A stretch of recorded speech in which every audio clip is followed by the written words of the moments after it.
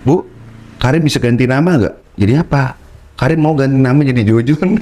Nyokap gua panik dong. Itu makanya menurutku kenapa kesenian itu punya wilayah jelajah yang bahkan ilmu pengetahuan atau sains pun mentok. Pang itu kan sebenarnya yang di transgress atau yang dilawan itu simbol.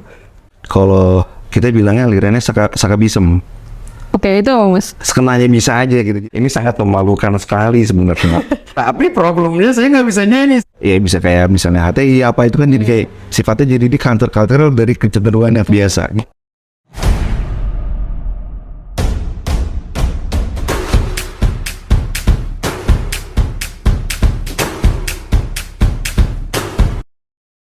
Oke, Mas Karib, tadi menarik banget disebutkan tentang adanya subculture di British, kemudian ada counterculture di Amerika gitu, gimana cultural studies itu melihat hal ini tuh berbeda-beda ternyata setiap negara gitu. Tapi sebenarnya itu bedanya apa sih, Mas? Ya, sebenarnya kan lebih pada masalah aspek kebahasaan ya. Tadi kalau cultural studies di Inggris pakai istilah subcultural, kalau di karena emang dia tradisinya itu mulai disiplin ilmunya karena dia dari waktu terkait sama post-war youth gitu ya, fenomenon itu ya gitu. Jadi kalau nggak tahu kenapa kalau di literatur Indonesia tuh kebiasaannya gini. Cultural studies ya orang ngeliat Raymond Williams saja di Cambridge udah selesai. Padahal spektrum si British Cultural Studies itu luas banget di Birmingham. Ada satu orang yang namanya Paul Willis.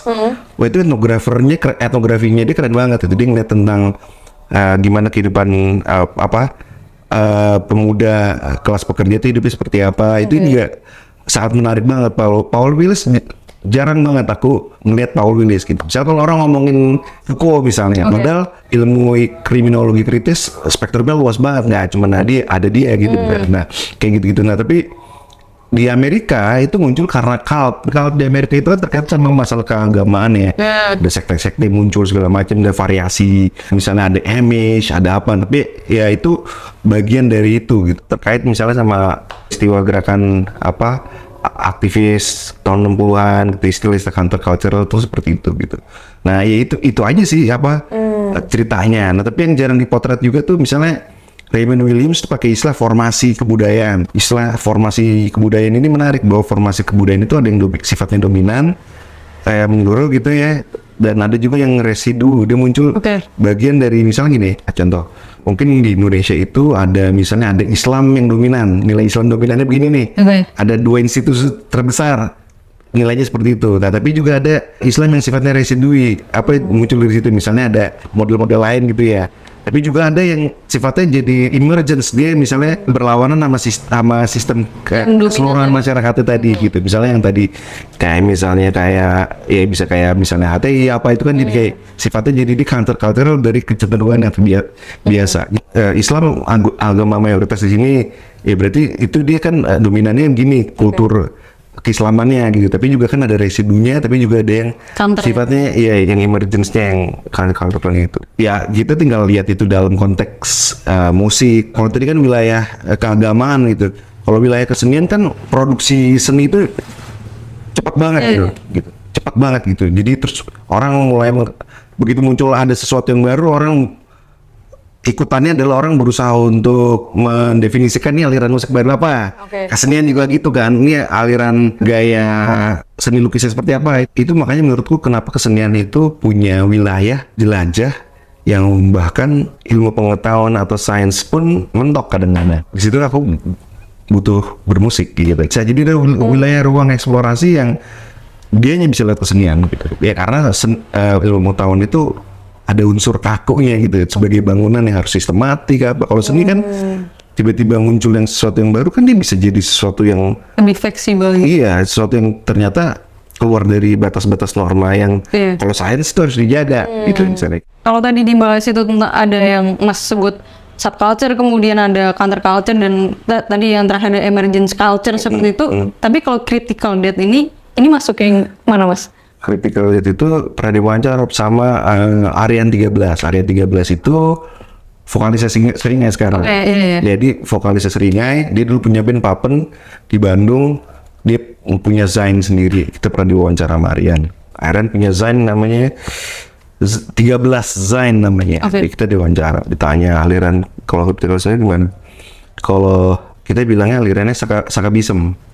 Oke, itu apa Mas? Sekenanya bisa aja gitu. Jadi kita lihat situasinya aja gitu. Dinamika kehidupan kita kan nggak bisa selalu dikategorin seperti itu. Gitu. Karena musik itu datangnya dari suasana batin.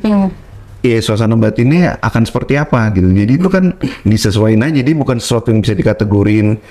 Ini adalah kotak, ini adalah bulat gitu. Jadi kalau kita masuk dalam kotak dan bulat itu ujungnya pasti akan ada sifat exclusion. Exclusion, oh ya. Iya, pasti ada sifat eksklusinya. Yang di luar kotak itu lo nggak bisa masuk. Oke. Ya, kita di Critical Death punya fleksibilitas itu. Kita nggak mau dimasukin kategori itu. Iya. Dan nah ini juga karena dari background Critical Death ya. Jadi pertama tahun 90-an muncul ada musik metal, ada skena musik metal, ada komunitas musik metal, ada komunitas musik punk, komunitas musik hardcore, skinhead. Critical Death itu bandnya band grind punk dari segi musik, tapi nongkrong pertama kalinya mana anak hardcore, drummernya anak metal gitu. Nah jadi dari situ kita emang nggak pernah merasa bisa fit dengan satu kategori itu gitu. Jadi kita bilang apa ya, sakabisem aja, pas kenanya bisa aja gitu. Kayak contoh misalnya kita lagi bikin musik, gue tuh selalu gue yang mulai gitu. Dengan gue ngomong sama gitaris gue gitu. Kita lumayan unik, band yang dari tahun 97 sampai sekarang kita bertiga datang dari sekolah SMP yang sama. Kita temen SMP yang sama dari dulu. Banyak band itu bisa bertahan, tapi formasinya berubah. Nah kalau kita nggak bisa gitu. Ya udah jadi keluarga. Nah, gue biasa selalu mulai itu, gue ngeliat sesuatu aja gitu. Ngeliat sesuatu, gue ngerasain sesuatu, gue ngobrolin sama gitaris gue. Misalnya kita bentar lagi mau ngeluarin single mudah-mudahan nih, itu muncul karena situasi COVID 3 tahun gitu. Pokoknya kayaknya kita nambahin ini aja nih. Terus nanti ternyata COVID-nya kan diklaim akan habis. Albumnya belum keluar, nah kita mau ganti lagi nih suasananya apa. Terus ada statement misalnya ini kita akan masuk tahun ke-8, ini bisa nggak kalau misalnya tone musiknya dibikin kayak agak dark gitu. Jadi kita ikutin yang kayak gitu. Karena seni itu cerminan hati dari refleksi dia melihat realitas sosial ini itu seperti apa gitu. Jadi ya seperti itu gitu. Jadi kalau critical itu Mas bilang tadi lebih ke fleksibel dan itu tergantung dari refleksi dari anggota band itu sendiri gitu ya. Tapi mungkin bisa cerita flashback ke belakang Mas Eko itu gimana sih ceritanya bisa ngebentuk band Critical Death gitu. Kalau Mas tadi kan sempat nyebut dari SMP itu. Tapi kenapa pada akhirnya dari sekian banyak genre gitu kenapa punk pada akhirnya? Sebenarnya ini sangat memalukan sekali sebenarnya. Memalukannya begini. Saya itu sebenarnya kan saya punya kakak. Saya anak nomor 2, kakak saya nomor 1 perempuan. Kalau kita sekeluarga kan rebutan, misalnya kita punya satu mobil kan rebutan pengen duduk di mana nih gitu. Kita dulu punya Daihatsu gitu, rebutan. Karena kita anak nomor 2, mau nggak mau kita nggak akan dapat duduk di depan. Kenapa duduk di depan? Karena pasti pegang radio gitu. Nah, saya itu sangat terpengaruh sama musik-musik pilihanmu kakak saya yang perempuan. Jadi saya sebenarnya senang musik cinta gitu. Tapi problemnya saya nggak bisa nyanyi. Saya bilang saya nggak bisa nih, saya pengen banget gitu. Karena dengerin jadi SWV, saya ingat banget tuh kakak saya dengerin lagu itu, saya terpengaruh itu. Terus saya sebenarnya lebih senang sama tradisi black culture dulunya gitu. Saya senang black culture banget gitu. Saya senang Malcolm X gitu. Saya senang Tupac Shakur. Saya senang era itu ada Naughty by Nature, itu band-band hip hop di era tahun 80-an akhir 90-an itu. Saya dengerin itu gitu dari saya SD. Dari SD saya dengerin itu. Saya dengerin sukanya R&B, hip hop gitu. Yang paling keren Boyz II Men. Versi Indonesianya Rio Febrian. Pokoknya yang rasanya pasti tahu kalau sebutnya. Saya seneng kayak gitu. Apalagi kan waktu itu lagi zaman kalau ayam, punya anak ayam tuh kan dari kecil tuh. Kalau yang agak setengah gede kan yang bulunya kadang-kadang belum nunggu tuh, kan lagi kayak gitu-gitunya tuh kita. Dia kan ayam tuh. Paling ngeselin ngeliat ayam yang setengah dewasa setengah kecil kan. Jadi wah pengennya pokoknya berbunga-bunga lah denger itu. Ya karena sebenarnya kakak saya yang megang itu tuh. Kendali radionya. Iya, kita jadi ya udah kita nggak mau kan. Ayo udah, tapi terus udah mulai bisa nyari-nyari sendiri sebenarnya. hip hop dan R&B itu tuh gitu, dari R&B segala macem, tapi terus nyanyi kok susah ya gitu. Nyanyi itu susah. Satu, saya ingat banget, saya tuh seneng banget sebenarnya sama pelawak. Oke. Nah, pelawak yang paling saya seneng, yang sampai sekarang itu justru saya itu jadi motivasi saya jadi anak punk, itu karena ada satu pelawak namanya Jojon. Jojon itu kalau pakai kalau pakai celana perutnya di sini. Ada kumisnya. Nah, itu si Jojon tuh. Si Jojon itu, pokoknya aku kalau ngeliat dia aja di panggung gitu kan, dia sistemnya masih zaman settingnya itu selalu di panggung gitu. Itu selalu kayak bener muncul aja gitu.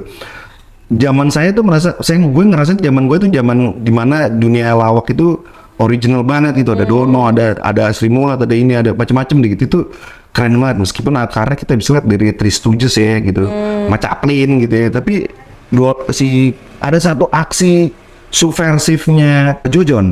Jadi gue pernah bilang sama nyokap gue, Bu, Karin bisa ganti nama nggak? Jadi apa? Karin mau ganti nama jadi Jojon. Nyokap gue panik dong. Serius gitu. Terus nyokap gue jelasin nggak bisa. Kenapa? Karena kamu harus ke kelurahan. Ya udah. Kenapa kita nggak ke kelurahan?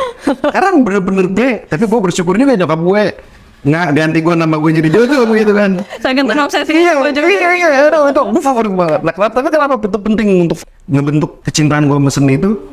Jojon itu gila menurut gue. Satu hari di akhir senja Orde Baru, si Jojon itu main. Dulu soalnya nyetak uang 50.000 baru ada tuh. Uang 50.000 baru ada kalau nggak salah tuh, ya setahu gue baru ada. Uang 50 sama 100.000 tuh baru ada. Jojon ngeluarin di kantong, bercanda deh ngeluarin. Ini monyet, gambar 500 perak, benar. Setelah dimasukin kantong, diambil lagi, dikeluarin lagi. Uang 50.000. Ini bapaknya, ini kakeknya monyet. Ya, semua kayak kan. Udah itu selesai. Terus gue selalu nonton TVRI. Jojon kemana?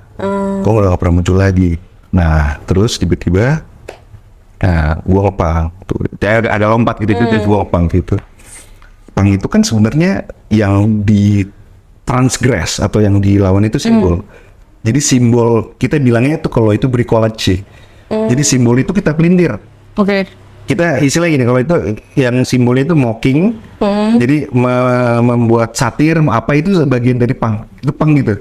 Jadi sesuatu yang misalnya ada nilai values yang di masyarakat ini yang utama itu dipelintir segala macam gitu lah. Jadi dia mentransgress atau mensubversi simbol gitu. Oke. Baru setelah gue ngepang, terus tiba-tiba gue kuliah, gue baru sadar ternyata Jojon itu udah nggak muncul di TVRI. Seingat gue, karena lo tahu gak siapa yang di uang 50.000 waktu itu? Soeharto. Nah, gila gitu. Gila, Jojon tuh, Jojon. Wah, gila menurut gue. Dan itu di TVRI. Tapi setelah reformasi Jojon muncul lagi, gue ternyata dia masih ada. Tapi itu suatu cerita yang menurut gue itu ngebentuk, ternyata ya banyak kita belajar ilmu sosial, belajar macam-macam. Itu setelah, maksudnya baru menyadari kasus itu kan gue pas kecil banget tuh, masih SD kalau nggak salah. Tapi begitu melewati pang terus belajar.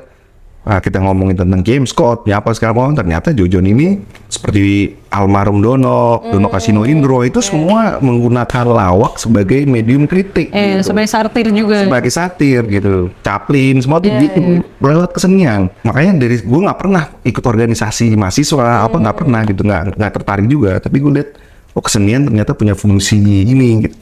Punya fungsi sosial yang penting banget dari Jojon itu, dari Warkop DKI itu paling keren kan, ngomongin tentang dia mau mengkritik modernisasi pembangunan dengan ngomongin peralatan film yang robot ya, robot dengerin lagunya, dia bikin lagu tentang robot. Itu menurut gue kalau orang sosiologi pembangunan, gue dulu masangnya film di awal masang film Dono tentang robot, ini menciptain robot, tiba-tiba robotnya hancur. Jadi dia cerita gimana proses film itu luar biasa banget. Dono itu karena dia sosiolog ya, jadi dia pakai itu untuk mengkritik pembangunan di Orde Baru dengan cara yang lewat kesenian. Jadi itu keren sih menurut gue, keren banget. Dan karena gue waktu kecilnya ngikutin mereka, seneng banget. Ternyata Opang ternyata hampir sama nih, tapi mediumnya aja yang beda. Oke. Tapi dengan sakti dan semua fungsi simbol yang dipakai itu fungsinya itu sebagai ngeledek. Gitu. Orang kalau sama bunyi-bunyian tuh pasti ada reaksinya. Enak nih. Seni itu bukan karya individu, itu karya kolektif. Sehingga orang tahu, wah itu tuh ada toprak, itu itu katanya gimana sound ngebentuk kita tuh di situ ada gitu.